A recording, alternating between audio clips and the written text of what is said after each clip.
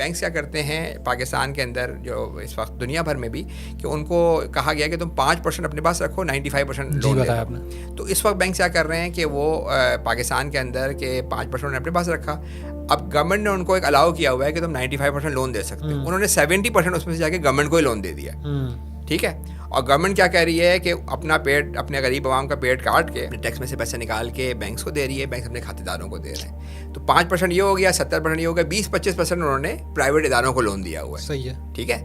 تو یعنی 5% ان کے پاس کرنسی رکھی ہوئی ہے تاکہ میں اور آپ جائیں تو وہ اے ٹی ایم سے نکال لیں, میں اور آپ کیش چیک ایشو کریں تو وہ اسٹیٹ بینک میں تھوڑا بہت پیسہ رکھا ہو. 70% انہوں نے گورنمنٹ کو دے دیا بانڈس کی صورت میں, ٹریجری بل کی صورت میں, سکوک کی صورت میں, مطلب آپ جو بھی اسلامی بینک کا نام لے لیں اس کے گورنمنٹ کو دے دیا. اس سے وہ کما رہے ہیں اور وہ بڑا اچھا ماڈل ہے. تو بیٹھے بیٹھے آپ نے لوگوں سے پیسے لیے اور گورنمنٹ سے لے دیا. گورنمنٹ بھی وہ کہ جو غریبوں کی گورنمنٹ ہے وہ آپ کو سمجھیں آپ غریبوں کے لیے کچھ نہیں کر رہے. وہ دیکھیں نا آپ 1% انٹرسٹ ریٹ وہ کے برابر کے وہ غریبوں کو دے رہے ہیں جو تقریباً 400 روپے بنتا ہے غریب آدمی کے لیے.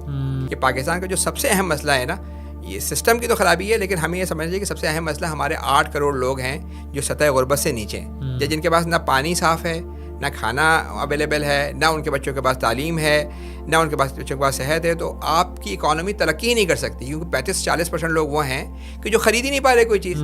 جب وہ خریدیں گے تو فرمز کیا کریں گی, جو بڑی کمپنیز ہیں وہ بنائیں گی, ملازمتیں جنریٹ ہوں گی.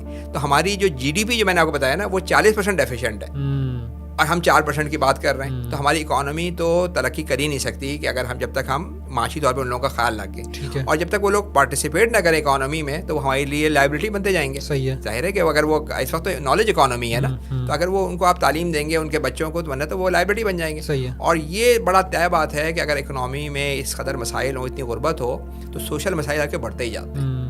آپ کو ہر قسم کے مسائل, جرائم, یہ ساری چیزیں بڑھتی